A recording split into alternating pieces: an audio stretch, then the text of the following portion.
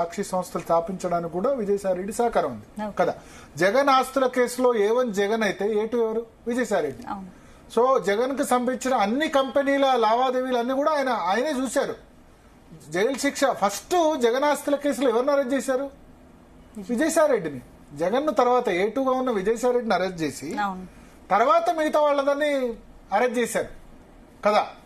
మోపిదేవి వెంకటరమణారావు అయినా తర్వాత ఇంకా చాలా మందిని అరెస్ట్ చేసిన వాళ్ళు చాలా మందిని ఇంక్లూడింగ్ జగన్ అయినా జగన్ కంటే ముందు అరెస్ట్ చేసిన విజయసాయి రెడ్డిని. సో ఫ్యామిలీ రాజశేఖర్ రెడ్డి తరం నుంచి ఆ బాండింగ్ ఉంది. సరే జగన్ జైల్లో పెట్టారు, ఈయన కూడా జైల్లో పెట్టారు. ఆ తర్వాత 2014లో ఎప్పుడైతే కేంద్రంలో బీజేపీ అధికారంలోకి వచ్చిందో, జగన్మోహన్ రెడ్డి ఇక్కడ రాష్ట్రంలో ఓడిపోయాడో, అప్పుడు విజయసాయి రెడ్డిని 2016లో ఫస్ట్ టైం రాజ్యసభకి జగన్ నామినేట్ చేశారు. సో 14 నుంచి 16 మధ్య జగన్కి ఎవరు అత్యంత నమ్మకస్తున్నారు? అప్పుడు విజయసాయి రెడ్డి కదా. విజయసాయి రెడ్డిని రాజ్యసభ పంపించడానికంటే ముందే 2014 నుంచి పార్టీలో ఇన్వాల్వ్ చేశారు. అప్పటి వరకు కేవలం ఆయన CA చార్టెడ్ అకౌంటెంట్ మాత్రమే జగన్ కంపెనీలకు సంబంధించిన లావాదేవీలు అన్ని చూసుకున్నారు. కానీ పాలిటిక్స్ లోకి జగనే 2014లో ఆయన ఓడిపోయిన తర్వాత, ఆంధ్రప్రదేశ్లో అధికారంలోకి రాకపోయిన తర్వాత అప్పుడు ఆయన్ని పార్టీ ప్రధాన కార్యదర్శిగా ఫస్ట్ టైం నియమించారు. నియమించి 16లో రాజ్యసభకు నామినేట్ చేశారు. 16లో విజయసాయి రెడ్డి రాజ్యసభకు వచ్చి ఆయన కంట్రిబ్యూషన్ చాలా అద్భుతం. జగన్ మళ్ళీ 2019లో అధికారంలోకి రావడానికి నేను దగ్గరుండి చూశాను. ఢిల్లీలో ఆయన చేసిన లాబింగ్ పర్ఫెక్ట్ గా వర్కౌట్ అయింది. అప్పటి వరకు చంద్రబాబు నాయుడు, ఎందుకంటే 2014లో చంద్రబాబు నాయుడుతో కలిసే కదా, చంద్రబాబు నాయుడు, పవన్ కళ్యాణ్, జనసేన, బీజేపీ కలిసి అక్కడ పవర్ లోకి వచ్చాయి కదా.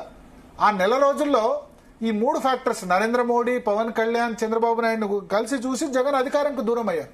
కానీ చంద్రబాబు నాయుడుకి బీజేపీకి మధ్య అగాధం పెరగడానికి ఇండైరెక్ట్ గా విజయసాయి రెడ్డి సహాయపడ్డారు. సో అందుకని నేను ఏమంటా అంటే విజయసాయి రెడ్డి రోల్ చాలా అద్భుతం. అక్కడ నరేంద్ర మోడీని, అమిత్ షాని రెగ్యులర్ గా కలుస్తూ జగన్మోహన్ రెడ్డి తరపున, అది చంద్రబాబు నాయుడు కూడా ఇరిటేట్ చేసింది. జగన్ కి అపాయింట్మెంట్ ఇవ్వడం, విజయసాయి రెడ్డికి తరచుగా అపాయింట్మెంట్ ఇచ్చి ఆయన ట్విట్టర్లో వాటిలో పెట్టుకోవడం ఫోటోలు, నరేంద్ర మోడీ, అమిత్ షా, ఇదేంటి మేము మిత్రపక్షం మేముంటే విజయసాయి రెడ్డికి ఎందుకు అపాయింట్మెంట్లు ఇస్తున్నారు, విజయసాయి రెడ్డిని ఎందుకు గెలుస్తున్నారు? తర్వాత బయటకు వచ్చి విజయసాయి రెడ్డి చేసే స్టేట్మెంట్ చంద్రబాబును ఫ్రస్ట్రేషన్ చేసి చంద్రబాబు నాయుడు ఎన్డీఏ నుంచి బయటకు వచ్చారు ప్రత్యేక హోదా అని చెప్పి. 4 సంవత్సరాలుగా లేని ప్రత్యేక హోదా తీసుకున్నారు. ఒక విధంగా చంద్రబాబు నాయుడు చేసిన చారిత్రక తప్పిదం అది.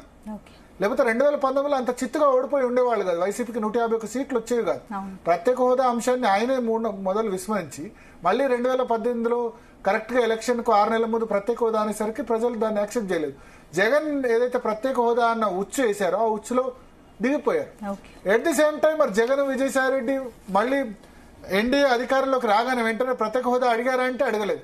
సో అక్కడ విజయసాయి రెడ్డి మంచిగా లాబింగ్ చేసి నరేంద్ర మోడీకి, అమిత్ షాకి, జగన్ పార్టీకి, వైసీపీకి, జగన్ కి, ఒక బీజేపీకి సరైన బంధం నెలకొల్పేలో కృషి చేశారు. అందుకని చంద్రబాబు నాయుడు ఆ ఎలక్షన్స్ లో పూర్తిగా బయటకు వచ్చిన తర్వాత, ఎన్డీఏ నుంచి బయటకు వచ్చిన తర్వాత నరేంద్ర మోడీని పర్సనల్ గా తిట్టినప్పుడు అవుట్ రైట్ గా కేంద్ర ప్రభుత్వం సహకారం అందించింది. అప్పుడున్న సిఎస్ ని వీళ్ళని ట్రాన్స్ఫర్ చేశారు. ఇంటెలిజెన్స్, అప్పుడు మనకు తెలుసు కదా, ఇంటెలిజెన్స్ బాస్ గా ఉన్న వ్యక్తిని కూడా మనకి ఎన్నికల విధుల నుంచి తప్పించారు. సో ఇవన్నీ జరిగాయి కదా.